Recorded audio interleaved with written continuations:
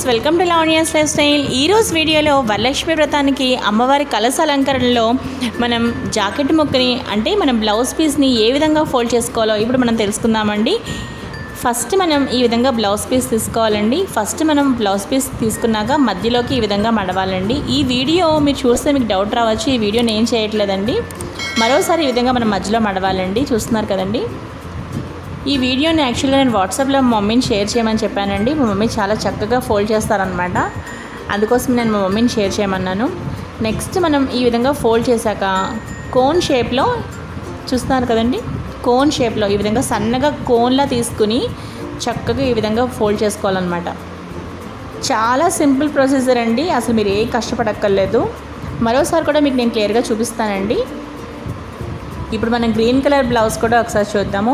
ఈ వీడియో మా నాన్నగారు తీశారనమాట.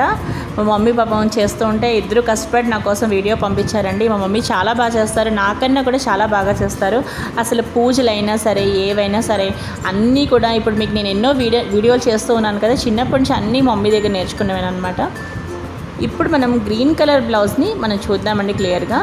ఫస్ట్ ఏం చేయాలి అంటే ఈ విధంగా బ్లౌజ్ పీస్ మనం మధ్యలో మడిచిన బ్లౌజ్ పీస్ని తీసుకున్నాం. ఇప్పుడు దీన్ని మనం మధ్యలోకి ఈ విధంగా మడిచిన తర్వాత మరోసారి చూడండి.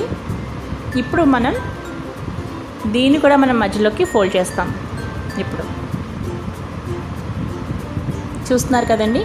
ఈ వీడియో చాలా చక్కగా తీశారండి, మా నాన్నగారు తీశారనమాట. అసలు నేను మా నాన్నగారికి ఫోన్ కూడా చేసి చెప్పాను, అసలు చాలా బాగా తీశారు నాన్నగారు మీరు వీడియో అని చెప్పి. మా మమ్మీ చేస్తూ ఉంటే పాపం మా నాన్నగారు చాలా బాగా సపోర్ట్ చేసి పాపం వీడియో తీశారండి.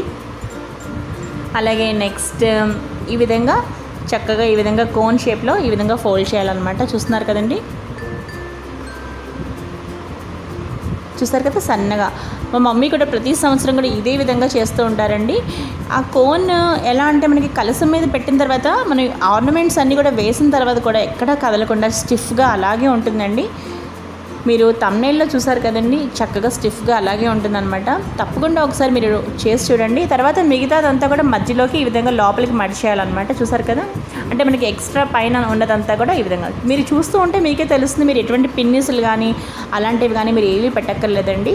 సో మా మమ్మీ మా నాన్నగారికి కూడా నేను చాలా థ్యాంక్స్ చెప్పుకుంటూ ఈ వీడియో ఎండ్ చేస్తున్నాను. అలాగే ఈ వీడియో మీ అందరికీ బాగా నచ్చింది అనుకుంటున్నాను. ఈ వీడియో మీకు నచ్చితే లైక్ చేయండి, షేర్ చేయండి. మరిన్ని వీడియోస్ కోసం చూస్తూనే ఉండండి లావణ్యాస్ లైఫ్ స్టైల్. మరో మంచి వీడియోతో కలుస్తాను.